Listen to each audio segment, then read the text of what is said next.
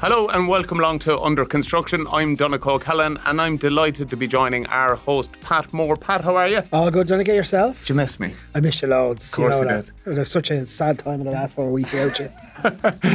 Pat, we are chatting self-builds today, the benefits, all the challenges. It's going to be a really interesting pod. Yeah, no, it is an interesting pod. There are many challenges and absolutely huge amount of benefits when you do your own self-builds. You can put your own stamp on the project. So we're lucky to have the guests we have today who can fill us in a bit more. Yeah, absolutely. Stuck in the middle of it at the moment is Niamh de Bruyne-Reid. Niamh, how are you? I'm well. Thanks for having us on. Yeah, we are delighted to have you. You're busy. You're, on social media, but also outside. Your beautiful little baby Harper's with us today. She surely is. She's asleep out there at the moment now. So, it's hectic at the moment, trying to get the house done on maternity leave, trying to kind of get back gymming and that after being pregnant. So, yeah, it's busy. Yeah, it certainly is busy. You need a good team around you, and you have one of the best in the country in the great TJ Reid. TJ, how are you? Flying, yeah, can't complain. All is good. Good man, TJ. We're getting into the season. Are you looking forward to it? Yeah, championship is around the corner, yeah. Weather is getting better, the grass is a lot greener, and the league is finished, and championship is starting now. So obviously any hurler, any footballer, championship is what you want to be playing, heading to Thurles or heading to Páirc Uí Chaoimh or heading to Croke Park. That's where you want to be playing. So yeah, really looking forward to it. Yeah, you want the big dogs in, all right. And we have one of them, our quantity surveyor is Shay Lally. How are you, Shay? Very well, yeah. Thank you. Great to be here. Thanks for having me. Shay, you're busy on social media as well. Your Instagram page, you might talk us through it. Yeah, of course. So my Instagram page is called Houses to Restore. I set it up in 2020 kind of for the crack, to be honest. And it's just evolved into sort of a platform that I suppose highlights houses that are for sale that are in need of renovation, some of the work that we're doing ourselves on site, and then it kind of gives insights into how to go about things and that sort of stuff if you're undertaking a renovation project or thinking about taking on a renovation project. So tell us, Shay, like people who are doing self-builds, Yeah. when do they need to when should they engage the professional of your profession? It's a brilliant question, right? And I hate when people actually say that it's a brilliant question because it sounds like as if they're dodging the question. But a lot of the time, He's a politician as well. Leave the bluffing over here, Shay, will you? So a lot of the time people go to an architect and then they get onto the QS. Whereas I think you should have a very, very early stage conversation with the QS to say, look, this is what we want to do. We only have 200 grand. Can we actually do what we want to do? Because what happens is they go off to an architect, they get sucked in by a really nice design, and then they realise a few months into the process, we can't actually afford what this architect's put in front of us. So I think a really early stage conversation before you even go down the route of having the conversation with the architect, I think it's a good idea to have a chat with the QS and just to see how far is my money going to go here and is this feasible? And if it's not feasible, how can we make it feasible? So a big thing I try and encourage people to do is do work in phases. Like we see things on Instagram, everything looks perfect. I have to do everything now. You don't. You can do the rooms you need now. And like, say you guys are doing a self-build, right? And I don't know, I've no idea how big the house is and hopefully I'll learn about that now in the episode. But say you have 5 bedrooms and in the here and now you only need 2 bedrooms. Like in some senses you don't need to fit those 3 bedrooms out if budget is an issue. Whereas I think so many people think I have to get it all now, you know? Yeah. So I think that's another side of it. If you don't have enough money, it's like, how do we make this happen? But how do we do it so as we're not throwing good money after bad? And what I mean by that is some people have a tendency to do loads of decorative work to their house, but the house actually needs to be rewired. So it's like, let's get the sequence of things right. Like let's get the house watertight. You know, if it's a house that needs to be restored or refurbished, like let's get it watertight. So as any work then that we do isn't going to get damaged by a leaky roof or by rising damp. Yeah. And then things like the heating and the electrics, like they're just so important, you know. Yeah. Like, and then from there, the decorative stuff. And as I say, you can do as much of that as you want, as your budget allows, or as little as you need. And that's why I think it's good to have the early stage conversation with a QS to say, how far is my money going to go? And then you can have the chat then with the architect and say, look, we were chatting to a QS, we've 200 grand. QS is kind of advises that we're only going to do A, B, and C of our plan and go at it that way, you know? Yeah. And then develop that into the way you're going to get the design done or how you're going to engage with the architect. Great advice. Yeah. And Shay, you spoke about it there. Niamh, we're just nearly on nosiness sake. You might tell us about your project, your self-build. What are you taking on? Yeah, so we were living in TJ's home house for 5 or 6 years. 6 years, yeah. So look, obviously we had the baby, we got married, we wanted to make the place our own. I'm originally from Limerick, very proud Limerick woman. Hey. So I moved up to Ballyhale, and look, you're moving into kind of somebody else's home house, somebody else's territory. So look, it was very important for both of us to kind of have our family home, kind of our unit. We had Harper, so that's kind of where it stemmed from. So we're renovating TJ's home house. There's a few things now, and we'll get into probably in the episode we didn't agree on. We did agree on. He got his way on some things. I got my way on some I'd things. say very little now. Yeah. That's all right. That's a Niamh. typical answer. That's the way to do You it. got away with nothing. I got nothing. Yeah. Very. So we're renovating TJ's home house. Okay. So that's kind of where we're at the moment. We did put an extension on the back of it as well, and we refaced it. We knocked kind of walls internally, not all of them, but yeah, it's a renovation and an extension. So tell us about the process. The process being that, like, did you go to Instagram? Were you looking at where did you get your ideas from, or did you have an idea when you went up? There's no point asking you, TJ, because the only thing you get is the drawer beside the bed. The man drawer beside the bed that's only all we ever get. What inspired you to go with the route you went? In terms of the layout of the house, and that, I'll be honest, TJ did all of that. That was one of the things we didn't agree on. We've got involved in the colours and I suppose the interior design of things. In terms of the construction, I was very much hands-on. But obviously, both of us were hands-on, but obviously in terms of blocks and insulation, obviously Niamh wouldn't be that strong forte there, so I took charge of that, working alongside our architect and builder. And then once we're getting into the house now, so this is where Niamh is stepping in now with the lights and the colours and the kitchen and the walk-in wardrobe. So that's like the most expensive part of the Yeah, project. that's the most expensive part. I think I'll manage that part. Yeah, exactly. You don't need to worry. Yeah. But you're playing to each other's strengths there, really, isn't it? Well, that's it there, yeah. It was our home house, so obviously it was to make it our home and our dream home. And look, the challenge was to actually just start the house, because we were living in it for 6 years. We had everything in it, and then we had to move back in. We were comfortable, and it was grand, you know. Yeah. So actually, the first step, the hardest step was actually to get a start date to clear everything out, because we had to go everything out, get a container, put all our storage into it. We have to move back in with my father as well, which is only living up 50 metres from the home house. So actually going, that was probably the big challenge, really, was actually getting a builder in to gut everything out and clearing everything, because it took us probably a good 4 to 5 weeks to gut everything out and to bring everything up to the father's house, and then obviously to store everything that we don't need until after the build. And I was heavily pregnant. We were due Harper at that time, so we were lugging out things in and out of the house in the container, and we were skips, moving. I say we probably got rid of. Before, 5 years ago, we had 3 or 4 skips, and we thought we had everything cleared out. Yeah. And then when we started the house again, there's probably another 5-6 skips gone out as well. So it's amazing how much clutter he actually built up None of the in house. metals got into the skip. Yeah. And then look, it's just the fact, do I need this? And there's stuff where now we're living up in the father's house with a bare minimum, and we're grand with it. But we're both hoarders. Like, he was like, I need to keep this hurl from 1991. I'm like, you don't.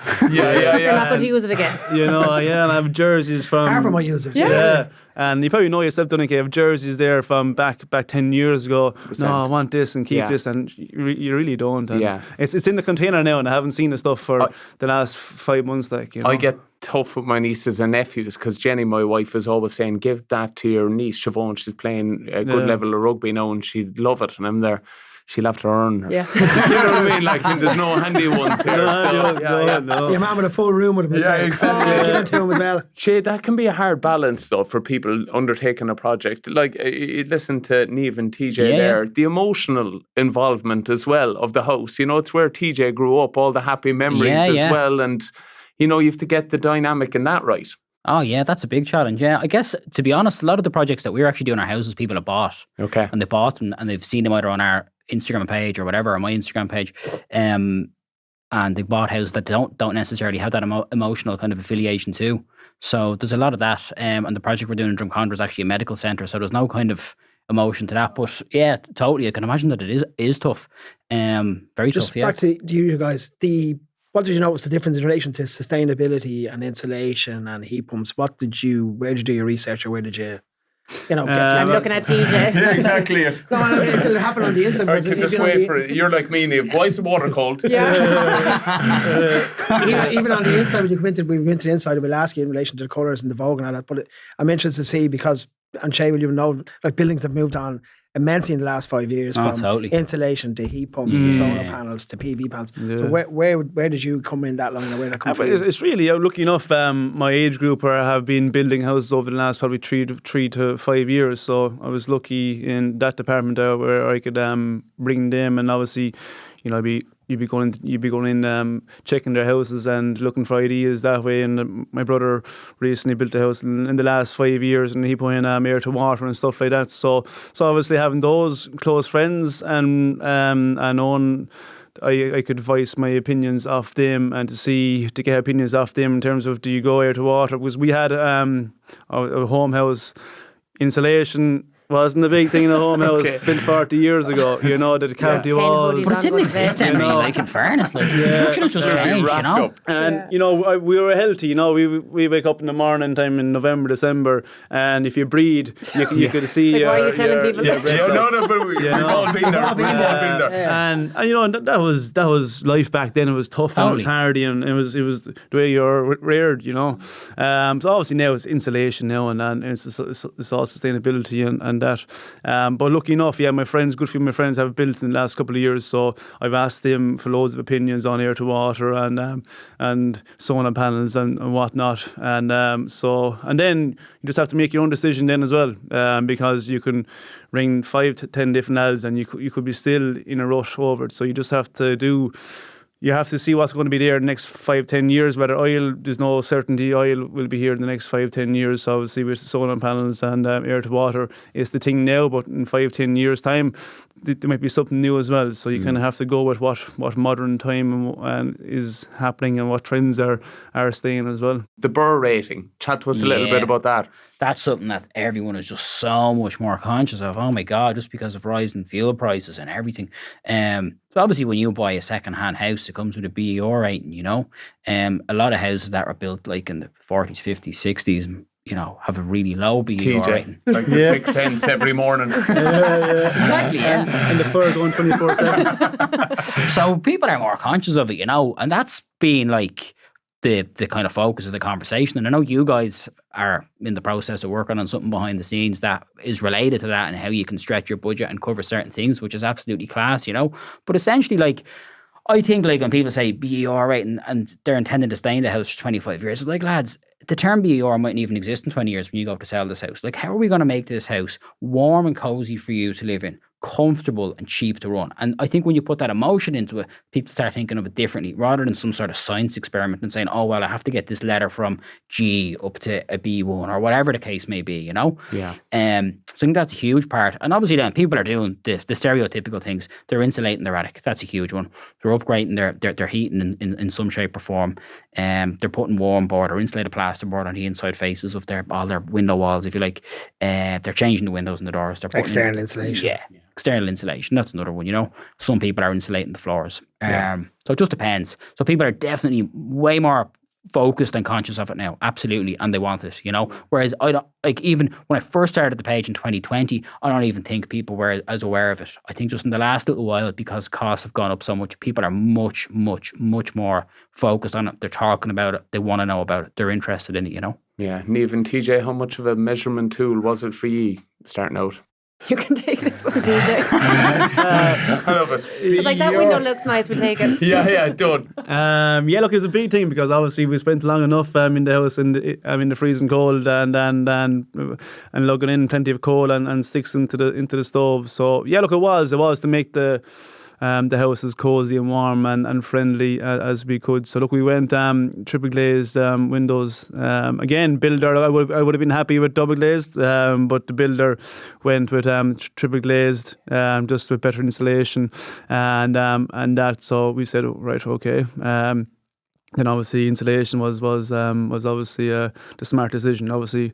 And look, there's no comparison because the installations back 40 years ago was only 10 mil and now they're 50 mil. Yeah, so there's no comparison, No, and look, you're going to put in insulation regardless. So obviously the spec and the material are just 10 times better now. So yeah, the whole house is insulated now. And we got all our internally. slabs and stuff from Chadwick's. Yeah, get that in there. Yeah. Thanks very much, Niamh. Niamh's playing ball. Well done, Just you. pay for the episode.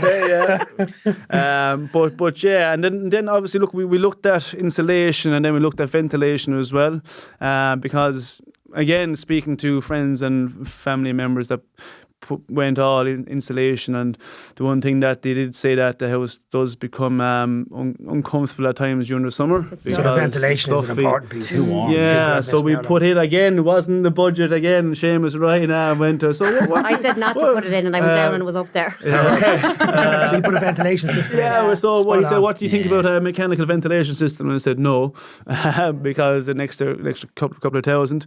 But then he taught me he spoke to me about the importance of it and the why behind it, and then spoke to a few people in the industry about it, and they said that look, I would highly recommend a ventilation system, because you spend them. I don't know, 30,000 on insulation, and then you're not thinking about ventilation. So I would tell people to think about ventilation as well, because nothing more is going into the house than this clammy, and you can't even catch your own breath. Rather than mechanical ventilation, will just bring in new fresh air, take out all the bad air, and it'll bring in all new fresh air, which is very important as well, because as I said, you want a nice house, but you don't want it uncomfortable either. So Niamh, we're not leaving you out. In relation to the kitchen then, the colour, so kitchen practicality, like babies coming, one baby done, I'm sure. How did you work that out in yourself? What did you do the design-wise? We are working with an interior designer as well, Sarah Louise Interiors. So she was able to kind of advise. Now, we did have, with the kitchen especially, particularly, we did have kind of an idea of where we wanted things, and we worked alongside her with that. And our builder, Seamus Ryan as well, he's a local lad from Ballyhale, so he kind of had his input as well, and the kitchen maker as well. So look, can we all kind of work together on it to get the best out of the kitchen, to utilise the space as best that we could. But with the colours and that, I kind of took ownership of that. He wanted a dark island.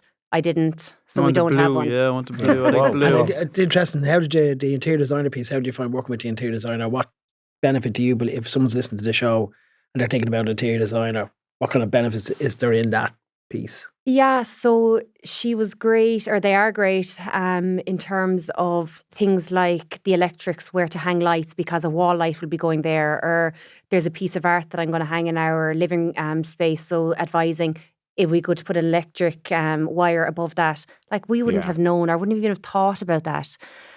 Things in terms of where to put the different lights to utilise the space the most, to make kind of as bright as possible, the right places to put it. The positioning of things. Again, for me, with the interior designer, was utilising the space as best we could, because I didn't know where to put things. And the second thing was kind of tying it all in together in terms of the colour, and making sure the rooms, there was a lovely flow between the rooms, because I didn't want the house very disjointed. It's our forever home. And as Shay mentioned there, it's doing it in phases.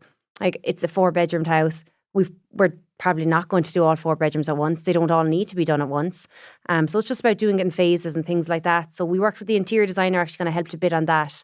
But no, we do. I'm really, really beneficial, and so glad. I'm constantly kind of over and back to her on WhatsApp with ideas. Our builders over and back to her. But yeah, we have found it beneficial. Can I ask a question just on that? Do you find you get a bit of fatigue from decision making? You know what I mean? Just, it's all consuming, and you're thinking about it the whole time. You're making comparisons between colours. Like, you were on about the island there, TJ, but just the non-stop decision making. I think that was the big one, wasn't it? So with the house, I had kind of decided the style. I think TJ might have originally wanted maybe kind of a modern-y farmhouse, but that changed. Okay, yeah. But you can actually think that you're into that style, and it isn't until you get exposed to other things that you realise, no, this is, you know, it nearly educates you to your taste. So what I did was I had started saving mood boards on Pinterest. And when I went back and like kind of took a second to step back and look at all of the different things I had saved, there was kind of a flow and a theme. And that, like, when I was scrolling, I wasn't purposely looking for like modern farmhouse. Like, I was just saving things I liked. Mm-hmm. And then when I looked at it kind of looked at the mood board as a whole, there was kind of a specific style. So it's kind of like modern classical was what it kind of fell on. But I wasn't kind of Googling modern classical. I was just saving what I liked. Just nearly phoned you. Yeah, something like that. Well, yeah. And Shay, the same question to you in relation to how things have moved on since you started in the quantity surveying place. What have you seen, modernised wise in relation to insulation and sustainability? I guess for me, like my career as a QS started out in commercial fit out. So I was working in commercial fit out, and the house thing was something that was never really on the radar, to be honest, And then obviously I set up the page, and that's totally changed. So the last couple of years, I've actually learned a whole pile myself. Like in the last 2-3 years, from loads of people. Like there's a great guy Fergal Cantwell, who's taught me a lot about heat pumps and all that sort of stuff. And he runs a company called Envirobead. Fergal's a great guy, And I think the other thing is the interior designer that Niamh mentioned. I think a lot of people, not the specific interior designer, but just interior designers in general, I think they're always a step ahead. And I think people see it as a luxury, but actually a good interior designer can save you an awful lot of money. Because if you wanted to put that cable over your light in 6 months' time, it would cost you a lot more money. Whereas to do it now, it probably would cost a third of the price that it would have cost 6 months' time. Yeah. And they have connections with suppliers and all that sort of stuff. So there's little things like that, that I suppose over the last couple of years that I've realised that, okay, there's an additional cost for, say, the likes of an interior designer. But it's actually worth tapping into, And the government have recently announced some changes to the property scope in relation to vacant properties. Yeah, it's great. So they've moved from, I think it's 30,000 to 50,000 on a vacant property. Yeah, and 50,000 to 70 for the renovation piece. Yeah, 100%. You think that'll make a difference to the market? There's a lot of people available. A lot of people were available. A lot of people have been in contact with me about it, and have completed a lot of forms for a lot of people. So people were very keen on getting 30,000. So I think to get 50,000, and also you're now able to buy a property and actually rent it out. And I think that's going to appeal to a lot of people. Maybe people who are overseas or something, who see themselves coming back to Ireland, but they might just avail of that money now. Yeah. Obviously there's criteria and stuff, but I think it's huge. I think it's going to be great. Like I was down in the place in Rathangan in County Kildare there about 2-3 weeks ago, and if you look at places like that, you'd kind of hope that would revive maybe the main town or the main strip, the village. Yeah, brilliant. So hopefully, you might take us through the difference, what you're seeing between rural and urban. Oh, yeah. I guess the big thing is access. Like if you're building something on the South Circular Road, or if you're renovating a house on the South Circular Road, there might be nowhere to put a skip. Whereas you were talking about skips there a few minutes ago. Yeah. You could have probably 6 skips outside your door and probably have space for another 16 skips if you wanted to. So that's a huge thing, So that makes things different in Dublin, if you like, or an urban area, because you have to maybe bring stuff down loads of stairs, and then you're saying, okay, where are we going to put this stuff, So you need more manpower there. Whereas in a house like your house, and if you're stripping it out, you can have a skip there and you can just throw it into the skip as you're going, So it's less labour intensive. It's done quicker, it's done cheaper, So that's a huge thing. And even just getting materials delivered, like windows and the bulky things, Like that's access is again an issue in Dublin in a lot of places, whereas it's not. And even parking, like lads who are plumbers and that, and they're coming to site and there's no parking on site, That's automatically, like if you have a job on, say, a Marion Square, it's $3.60 an hour there. So it's an extra 25 quid a man day, if you like, because they have to cover the cost of their van. Whereas coming to your house, there's none of that, Now, obviously, if you're in the suburbs, totally different because you can park in a suburb, and that's fine. But the kind of more city centre sort of stuff, you're Dublin 2, you're Dublin 4, you're Dublin 6/8, and then Cork city centre or Waterford, whatever, Yeah. And Shay, what are you seeing in terms of trends? Is there a difference between urban and rural? Is there different? Well, I think people have bigger spaces maybe in the rural, don't they? Whereas in urban, you have to make more of the space that you have on hand, and you're more restricted.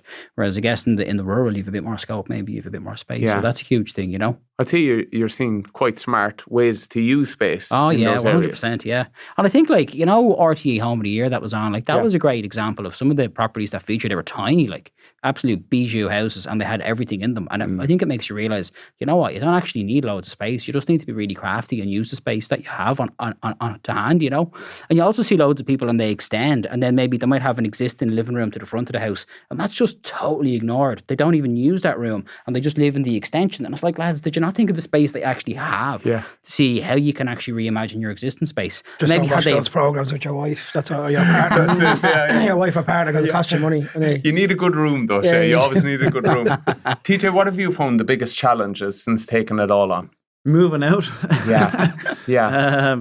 Moving out, obviously, because that was the big step. The process is the process, and we invested into a good builder to take all the guesswork out of it. Because obviously, with running a gym and playing hurling and being married and having a baby, it wasn't something that was going to be a priority to me. So it was actually to go and invest in a good builder. Lucky enough in Ballyhale, there's great tradesmen in Ballyhale. Good builders, merchants as well. Yeah, good merchants. Chadwick's, Tony Duggan, or the manager down there. I love that you know him so well. I'd say he sees you walking in going, oh no, here we go. He's hurling mad. Okay, yeah, he's the kettle on for you. Yeah, well, no, I knew Tony before we actually purchased stuff off of Chadwick's. So, but yeah, it was getting people that I knew and I could trust to take care of the place, because I'm gone 2 or 3 evenings a week with training and whatnot, and inside it, run the gym as well, so I couldn't be there every day. I'm there most days in the morning and evening times as well, and Niamh is there most days as well. But to actually invest into a professional that is going to take care of the place and is going to do it as best he could. So he's treating it. He's top class. He's treating it as it's his own place. Yeah, wow. which we love about it, because maybe some builders, I don't know, that we give them the plans and just go off and do it, and in and out they're gone. Yeah. Seamus now, if he doesn't like something, he'll ring. Like, I think we should change this wall here. That's brilliant. And he's very passionate about what he does. Yeah. Okay. So I think so. There's no. The challenges then is picking colours and light fittings, and that's where the interior designer came in then, because that took all the guesswork out, because we haven't a clue about lighting or what fixing goes where or what colour handles are you putting on the doors, and we were like, I don't know, or where are you going to put your light sockets, and we were like, we don't know. So getting people in to that takes all the stress away, because when you're building a house, there's no questions. You blocks up, roof on, insulation done. But now it's all questions about certain things. Where did you have any challenges? Did anything crop up during the build where the builder rang and said, right, we have a problem here, there's no insulation, there's no foundation problem, so we in the new build, the part we built on, and then the kitchen, so in the old bungalow, it was a kitchen, utility, sitting room.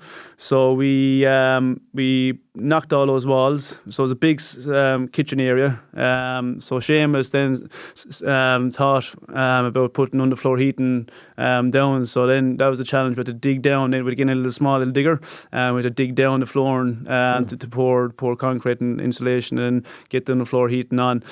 That was one challenge, and look, it was practical, because your kitchen is probably where you spend 80% of your time. And then the next challenge was he wanted to raise the ceiling in the kitchen as well, and we were like, right, okay, how much and what needs to be done?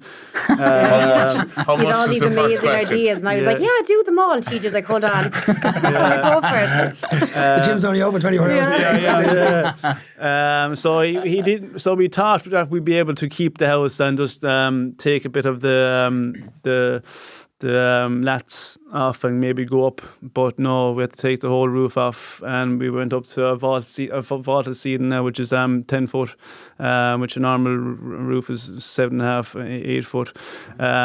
So yeah, look, it was an investment, because the kitchen, as I said, we wanted the kitchen to be a wow factor, and when you walk in, you're like, because as I said, it was an old family home. So we wanted to make it something different. Yeah. And so once you step in the front door, you're like, geez, this is new. This is like a new house. So the front of the house looks similar enough, but we wanted the inside end to look totally new.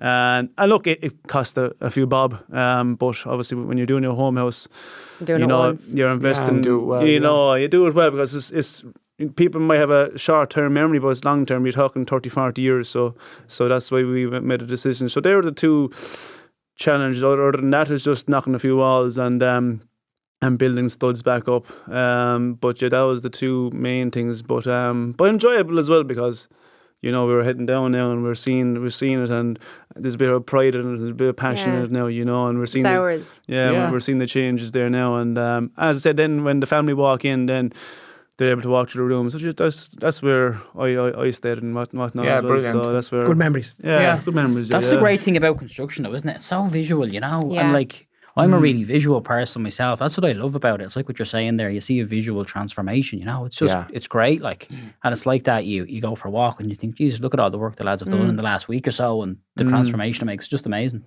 But Niamh, if you do it well, it can feel exactly like TJ's, the spirit of the old house. So when his family do come in, you know what I mean? It feels like at home, but that's a challenge in itself. Yeah, definitely. Because look, as I said, I'm originally from Limerick. You'd be very conscious that like when they come in and like you kind of want, like when TJ's brothers call down and his nephews and that, like I love bringing them in to show them the work. And like you definitely do kind of have a sense of pride in the place.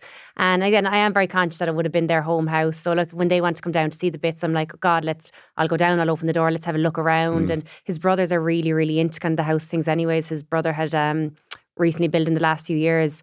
And so they've been super helpful as well. So yeah, it is their home house, but we're kind of making it our own now for our family. Yeah, because we did the same. Myself and Jenny moved into Jenny's parents' house. Yeah. But what happens now at Christmas is all her family have come home. But they basically take it like they're back home. So like they rearrange the fridge and stuff like this. And they're like, who puts yogurts up on the top press? And I'm there when you have four little monsters that can get their hands on them quite easily. I do. So it's probably trying to get that dynamic that it's yours. But what we notice as well, we live differently now, don't we? Like in Jenny's parents' house, they had a tiny kitchen, but a big dining room, which is just... And a good room. And a good room, which we just would have no time for now. Now, we do have kind of a good, and this was in the extension part where I kind of wanted to have the bedroom and walk-in wardrobe, but TJ was really adamant that he wanted a big living space out the back. And look, I can't imagine the house any other way now because we have this beautiful space in the back that we're going to use when we have people over. So you're not having to have people sitting on the kitchen chairs and pulling them in. The room is going to be there. It's going to be for entertaining. We're going to hopefully spend a lot of time in there and make lovely memories. But yeah, it's definitely back in the day it would have been like the smaller kitchen, the little utility room. Now it's just the way things have changed. Like when we were doing the house, it was all about kind of creating as much space as we could, making it comfortable and making it our own. Shay, a self-build is costly. A bit of advice, how do you stop it spiralling out of control?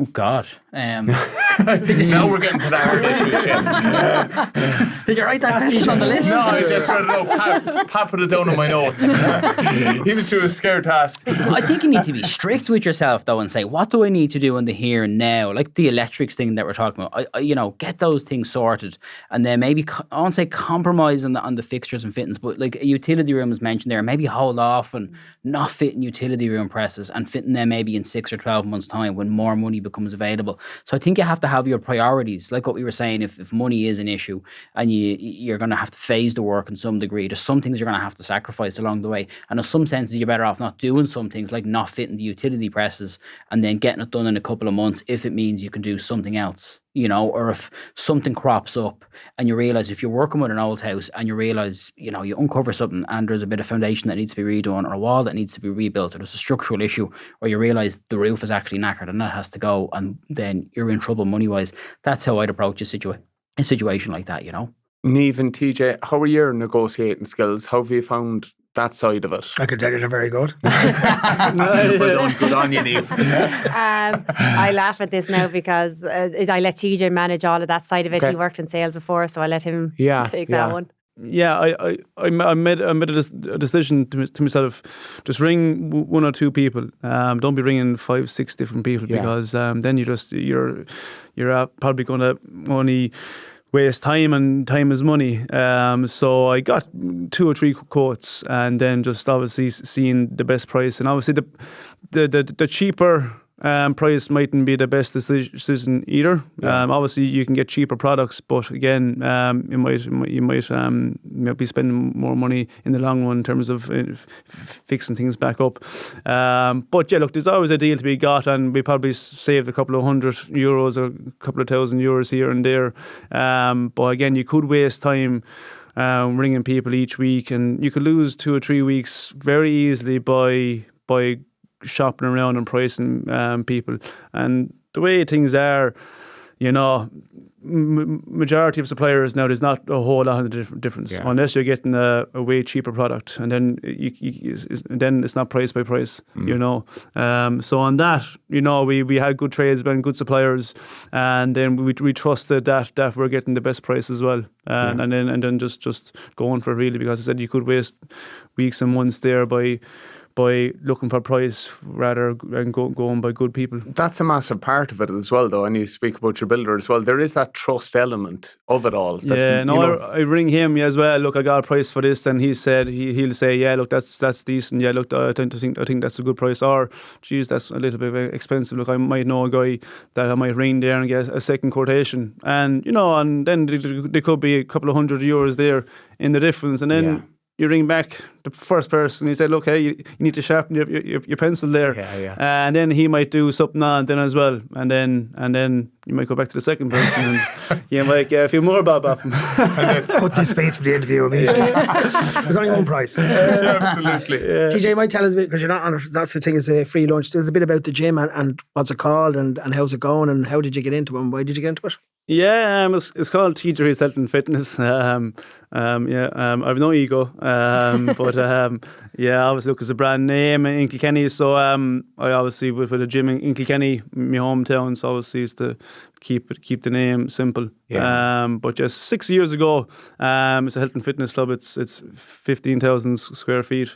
But back then, it was about creating something new for myself, and obviously hurling, you'll be around for maybe 5-10 years or whatnot. So obviously I wanted to build something for myself, so I'd have something when I do retire. So 6 years gone, I invested into a good business partner as well, Richard Connolly, because the 15,000 square feet health and fitness club cost probably $500,000, so it was a big decision, but the right decision at the time, and obviously a lot of stress involved with opening a gym because I had 0 members, and obviously Kilkenny is a very competitive place in terms of the market on health and fitness clubs. So but that was the drive and that was the vision. I had a vision of creating something class in Kilkenny, something different, and create the best gym facility in Kilkenny, a state-of-the-art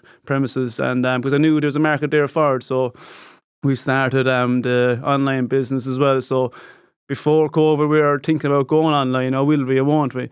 And then when COVID came in, we pushed us that way, that market, and now we have a fabulous market there now that we can train people all over the world now on an online basis. And obviously the gym is in Kilkenny, which is you can only have a certain market there, but with the online, then you can push out the market as much as you can. Yeah, and actually, TJ, I'd nearly thank you for it. Whatever about what you've done on the hurling pitch. Just my nephew, hurling mad, but during lockdown, exactly that, struggling to get going, get motivated, and what we were putting online kept him so engaged, kept him on it, and kept him nearly dreaming of the big days ahead.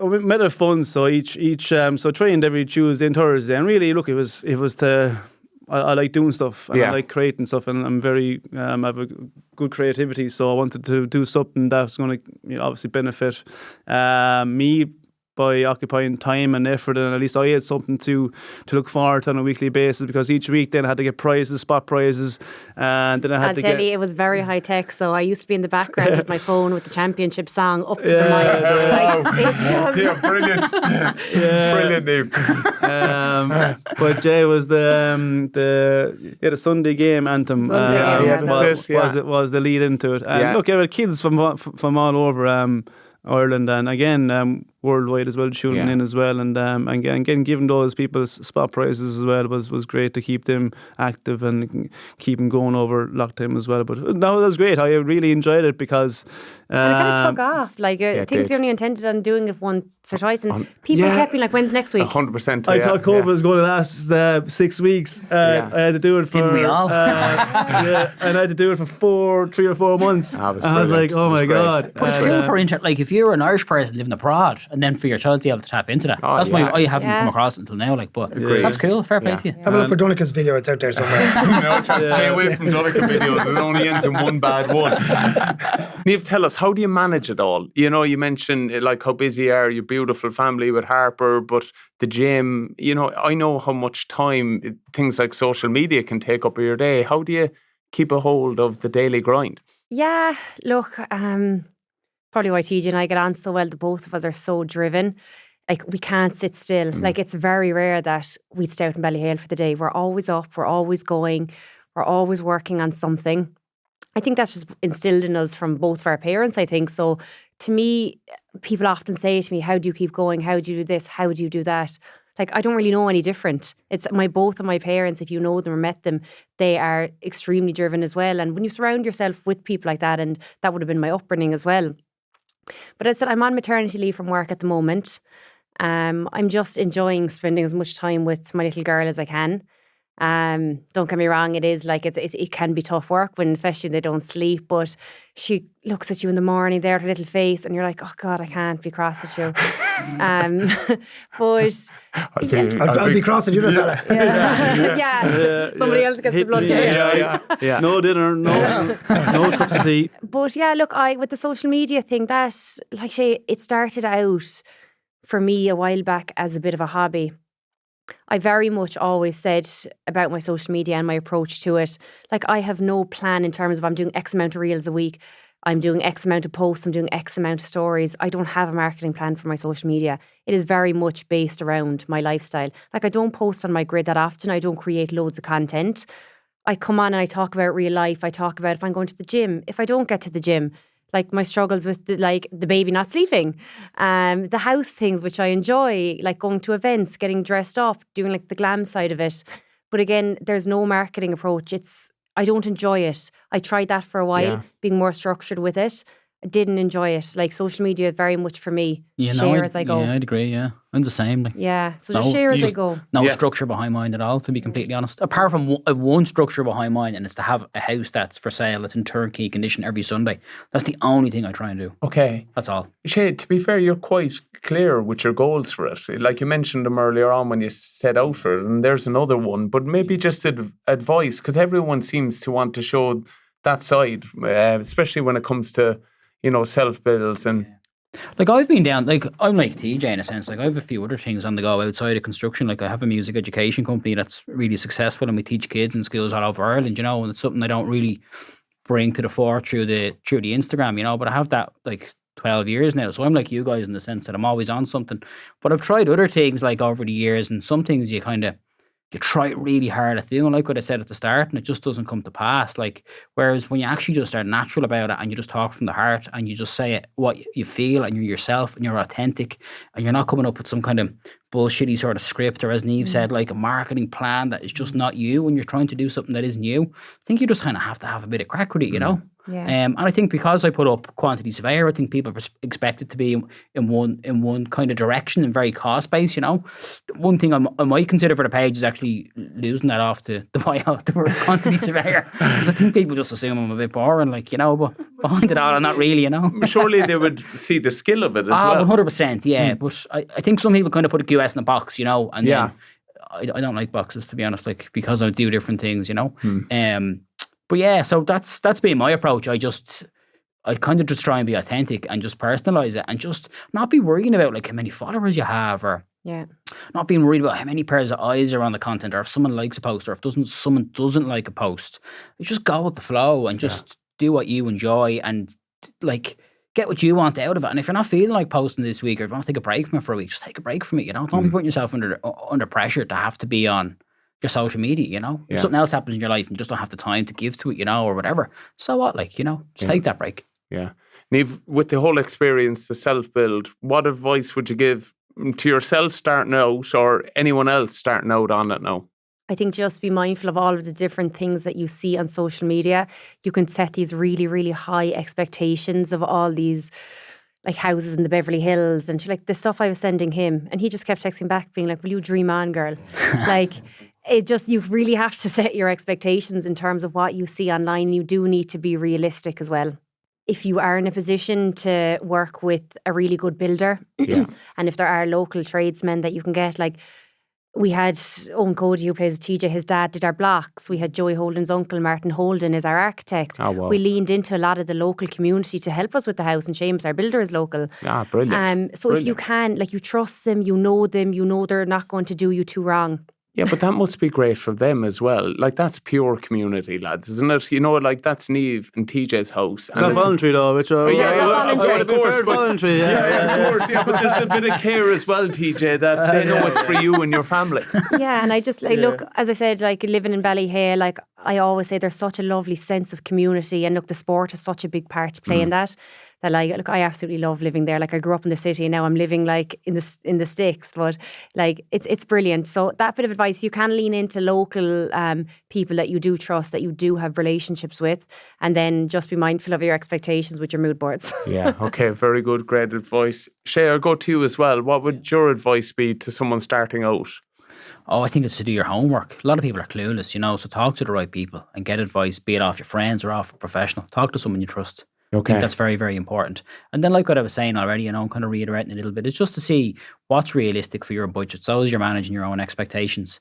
And is that where you'd start, Shay? With the budget? Yeah, I think it's important. I think it's important to see how far your money can go. And yeah, I know situations like with your ventilation, things are going to crop up, so it is good to have a few bob there. If you're saying 200 grand, but actually you really have 220, there's no harm in having 20 grand there somewhere, because something like that is going to crop up. You are going to find something there. You're going to decide on something that's going to cost you more money. And then it's the phase, and be open to that, be open to things. Like, start with the end in mind. So say, this is the end that I want, but how am I going to get there? And it might be possible for you to do that with your means in the here and now to get to that end straight away. So it's to see how you can structure that and how you can phase that, essentially. And as I say, just talk to people who have, like what you did, like you guys did. Talk to people who've done it, and get good professionals in. TJ, it'd be wrong not to ask you. We're coming into it, All Ireland season. How do you think it'll fare out? Of course, Kilkenny close to your heart, but just in all, the championship itself, how do you see it panning out?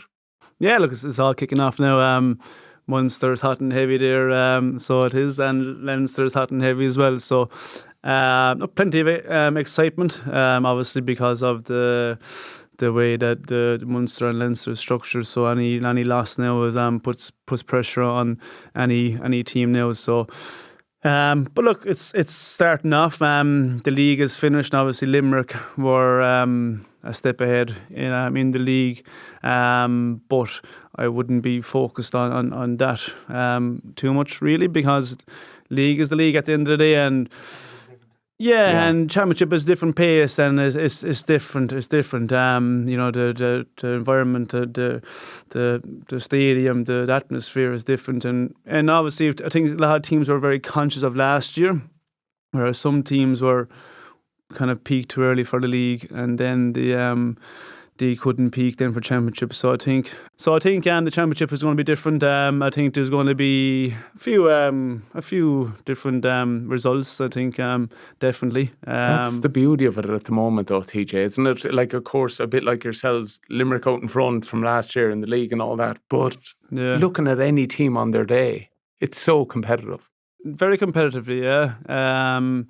At the minute, as I said, Limerick are a step ahead, but again, they're going to be under serious pressure. Like any team, there's pressure on every game, but that's what makes hurling GA so enjoyable, because you go to any game now and it's competitive, and if you don't perform, any team can beat you.